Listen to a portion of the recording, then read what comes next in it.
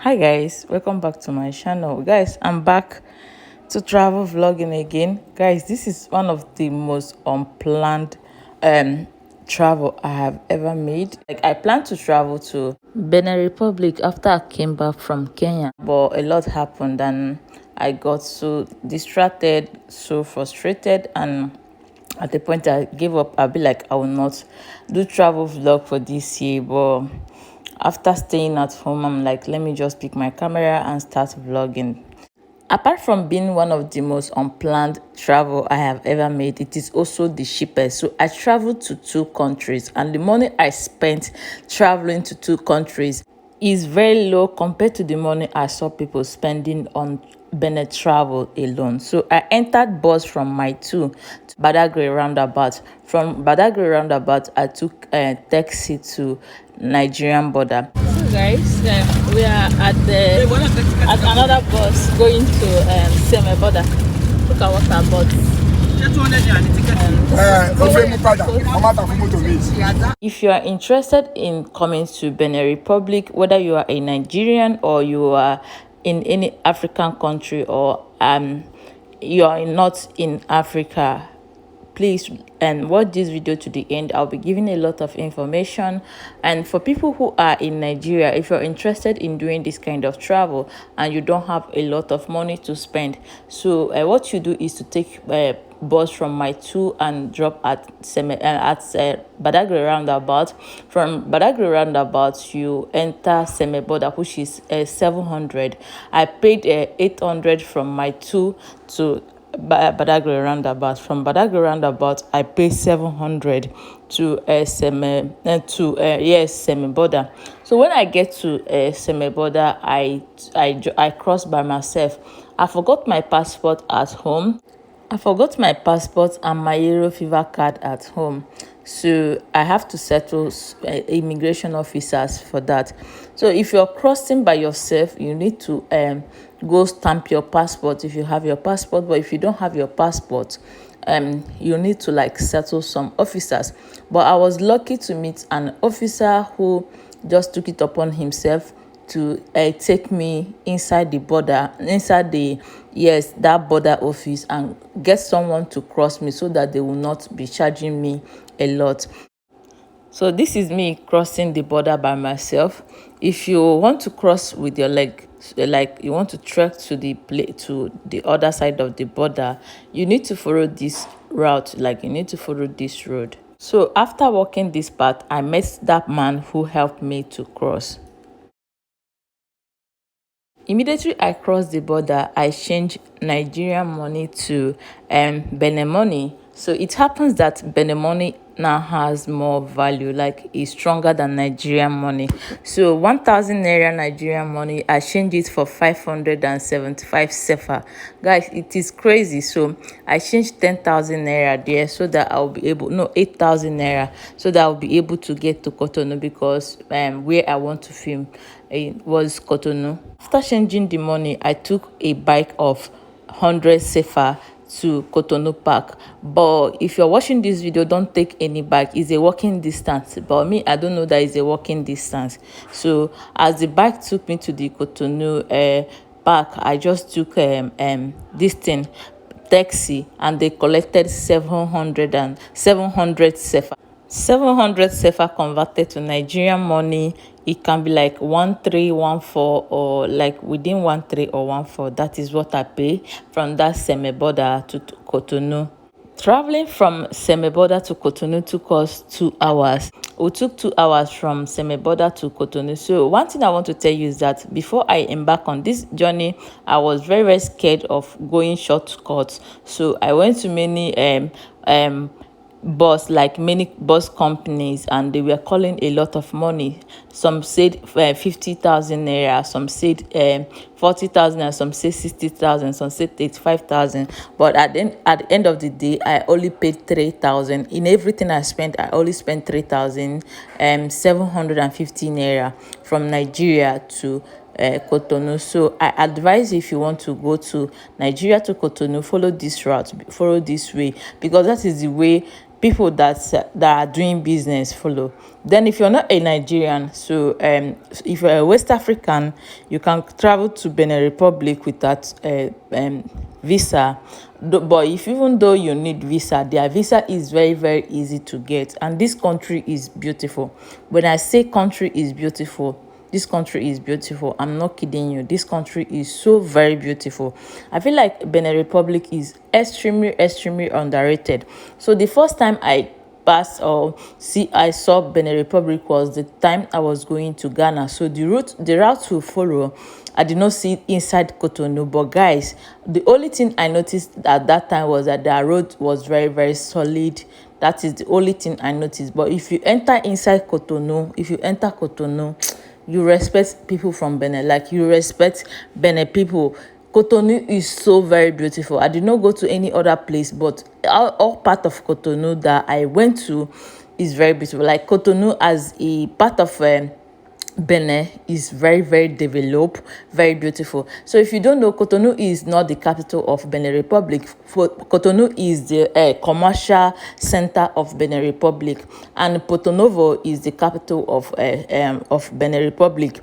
However, Porto Novo is not as popular as Cotonou. Even their presidential house is in Cotonou. So I'll show you all of those. But right now, let us ride from Nigeria to Cotonou. Guys, this country is so very beautiful, and they also have consistent power supply. I have a lot of videos for you guys. And guys, this is the one of the countries that I saw a lot of white people. If you see the numbers of white people in this country, in Cotonou, you'll be like, what are these people doing in this country, considering the fact that a lot of people are not talking about it? It's not a popular country. It's not a tourist attraction like a country that a lot of people are going to. It's not the country you go to YouTube and you see a lot of people hyping. No, this country is so very silent, but there are a lot of foreigners living there. There are a lot of white people living there with their families. I went to one supermarket and I cannot count how many white people, India people I saw there with their families. And I'm like, if people find this place so conducive to live with their family, like foreigners find this place so conducive to live with their family, I mean, this place is very, very fine. One thing I need to chip in about this country is that the country has no record of war or violence or anything. So the country is very, very calm.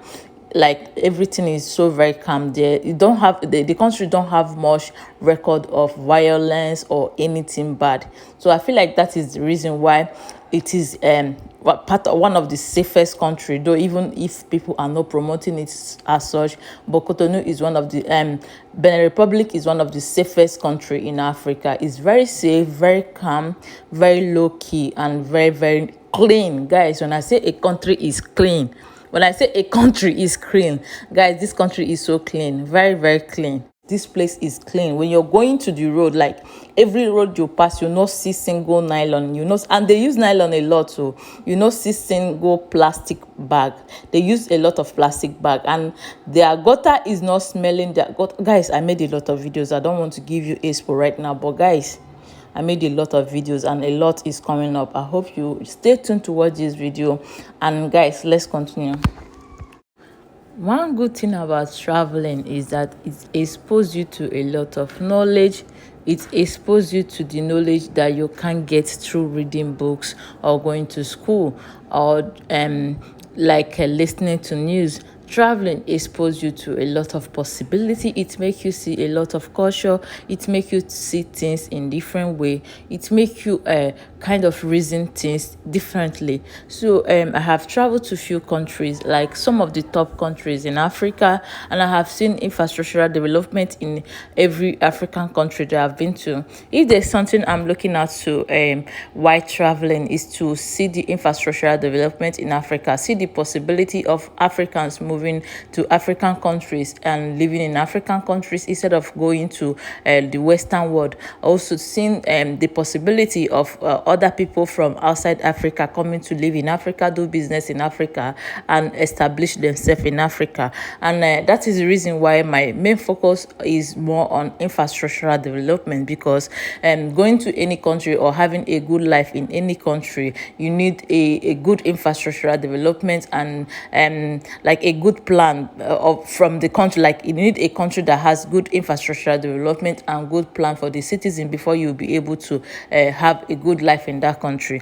And if there's something I have understood is that there are different ways each and every African countries is developed. Like development in every African countries is happening in different ways.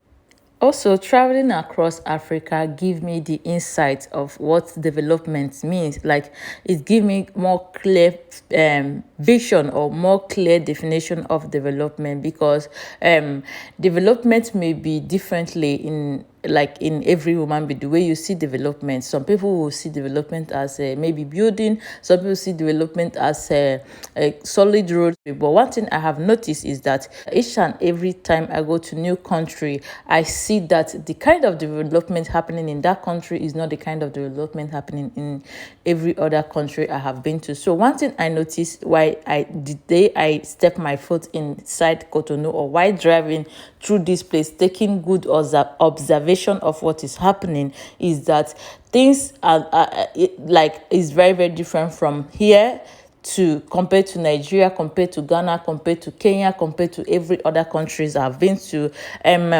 The Benin Republic or Cotonou is not the kind of place you go and see a lot of skyscrapers, but it's the kind of country you go to and see beauty in different ways. You see cleanliness, you see calmness, you see orderliness, you see a lot that is not even in many countries. So there's a lot of videos coming up, and again, one thing I have concluded is that one of the biggest infrastructural development any country will invest in is road infrastructure. So I'm a big fan of China. I don't know if you know, maybe you've known by now. China is my biggest like that country that I look up to, or I just want to follow their history. I want to read a lot about them, mainly because they are not the country that colonized anybody. They don't have history of stealing anything from anybody, and also they are not like top countries in the world. They used to be one of the poorest country in the world, but they were able to build themselves to the point they are now, to the point of going ahead of Britain and France. The only country that is still ahead of China now in terms of wealth is US. Apart from US, they are second leading country. Like remove US, they will be like the world leading country.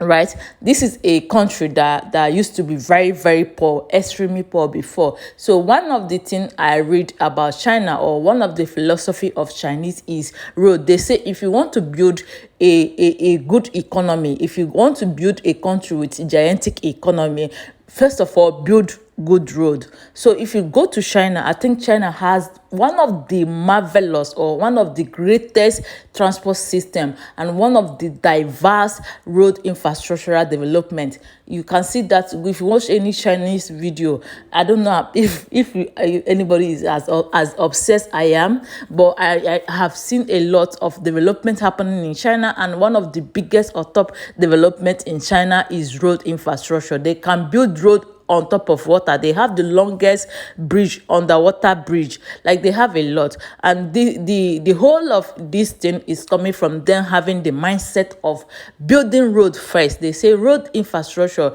is one of the things that will bring all the other development in the country, and that is one thing I see in this country. Cotonou, they have solid road infrastructure.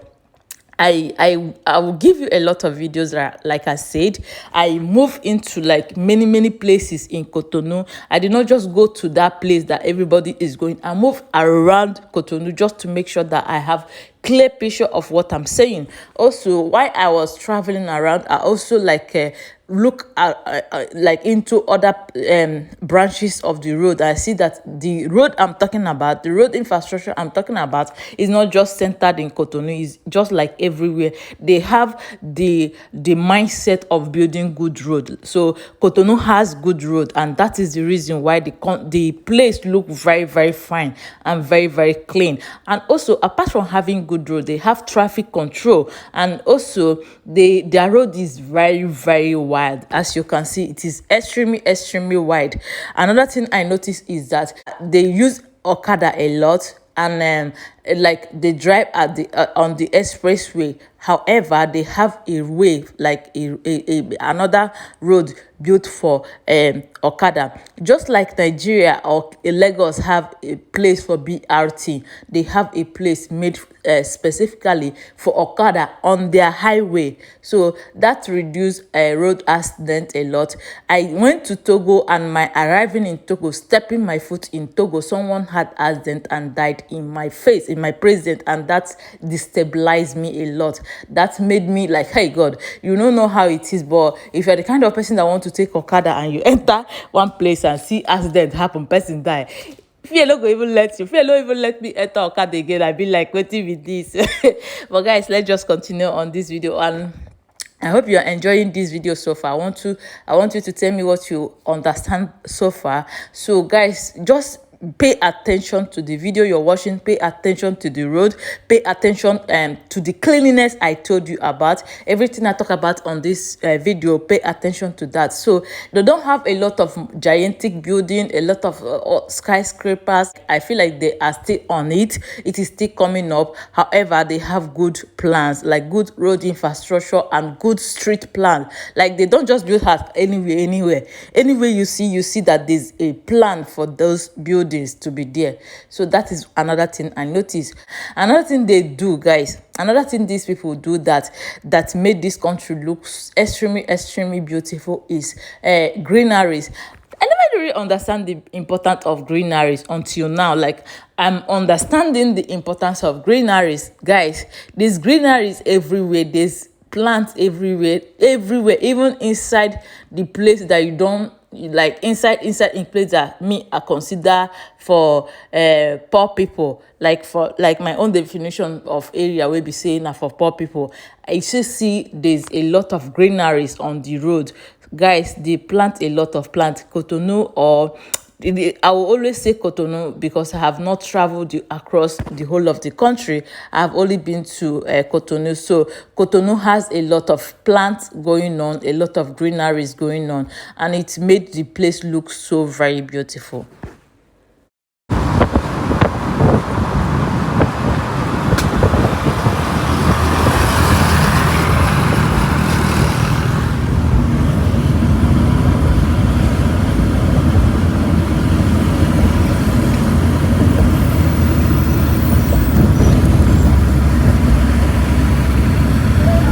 Come here before I be not today. And today, I don't pass go Ghana. But not today, I just say make I come see us in our country. Cotonou Benin. Cotonou. Where in the sector? The place where in the sector, where? The place where they say car. Well, they don't live on.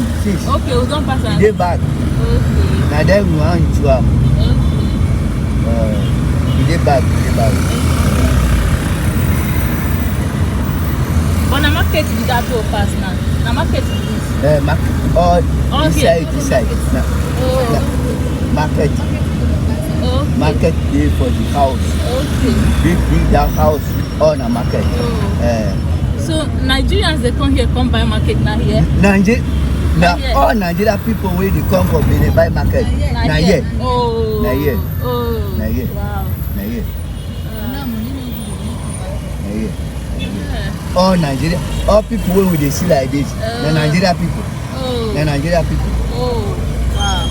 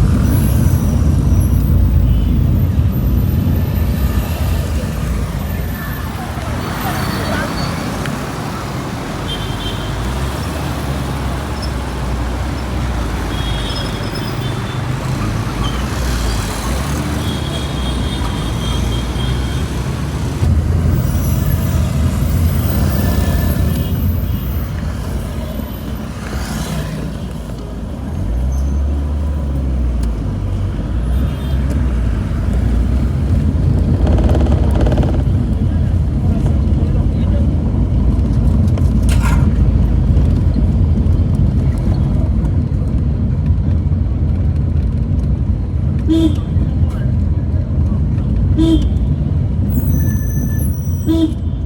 now help you na bus stop. No, this man they go. Mama, I dey go. So guys, for those who don't know, Cotonou or Benin Republic is a French colonized country. So they speak French instead of English. They speak French as their general language. However, they are very, very close to Nigeria, and a lot of them speak English. Like Nigeria be like Cotonou be like a extension of Nigeria, or Benin Republic be like extension of, like, considering how many Nigerians you can find in this country. So there's a lot of people speaking English, and more especially people close to semi border, people who have a lot of interaction with foreigners. They also speak Yoruba. This country is one of the easiest country for me to navigate. Like, arriving in this country, I never feel scared. I never feel like I did not book for accommodation, neither did I know where I'm going to. I just pack my bag. I say, if I think again, I will just cancel this trip. Let me just run out of my house. So I did not make any plan. I told my driver that I don't know where I am going, that I don't have any hotel, but they should help me find hotel. So he took me to a place where he dropped me with a bike man. That bike man took me to a hotel called Peace Hotel. Peace Hotel is low budget hotel for travelers like me, or you if you're a traveler. But if you're not a traveler, you want to have good leisure time, they have mighty hotels like Golden Trip and other top hotel that is located around the Amazon status. But where I went to is far from that Amazon status, and I thank God that I lodged there. So that Peace Hotel, they have a varieties of room. They have room with AC, they have the one without AC. The one without AC goes with fan only, and it goes for 8,500 sefa. That 8,500 sefa is close to 15,000 naira if you convert it in naira. So that is where I stayed, and they have complimentary breakfast every morning, and they also have Wi-Fi. So, but the Wi-Fi is not strong, to be honest. Their Wi-Fi is very, very weak. It is just, I just use it for streaming of YouTube and just like going online. I did not upload with it. Also, I want to tell you that if you're not a Nigerian or you're not an African, you want to come to this place, it is very, very easy to navigate. There's nothing like stealing, nothing like phone snatching, nothing like somebody harassing you on the way, nothing like there's not zero harassment in this country. So you can come to this country even if you have not been to Africa. It is very, very, very easy to navigate. Like, I filmed a lot of videos on this place, like a lot of videos in the night. Even in Nigeria, I don't film in the night, but I film in the night in this place. And everything went very, very well. Nobody harassed me, nobody took my phone or camera. So don't be scared to explore this country. Hi guys.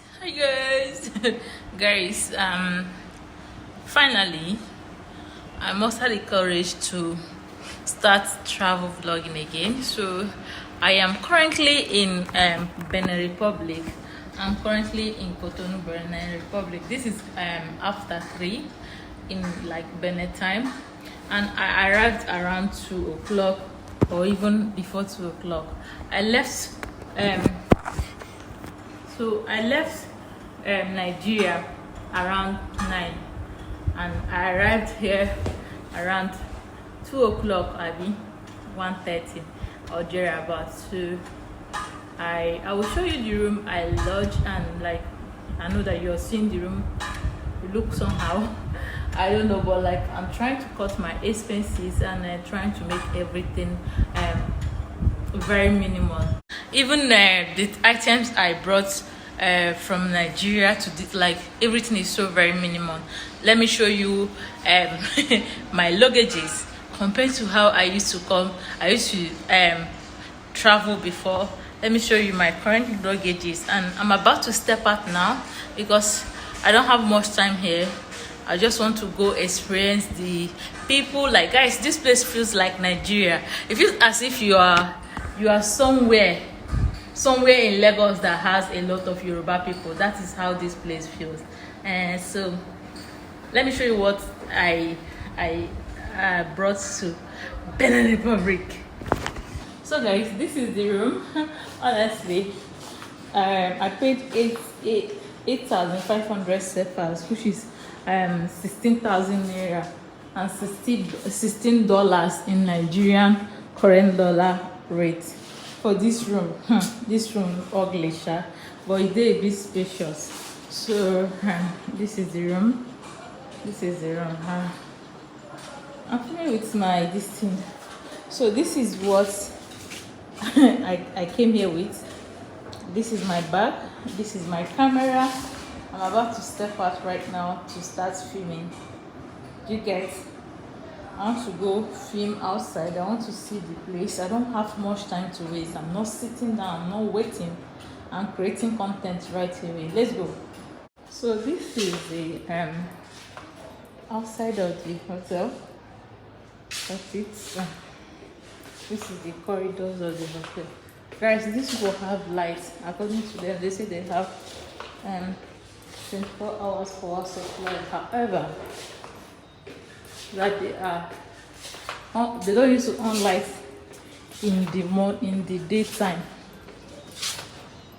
So that's one beautiful thing about this place. This is the corridor, sit out corridor. Yeah. So see that, guys, my sandals just stopped, and the shoe I came with, that shoe is paining me. My nails are so long, so that's why it's paining me. I'm going down to see if there's any shoemaker I can see to help me repair the shoe. If I do not see, I dey enter bike like this.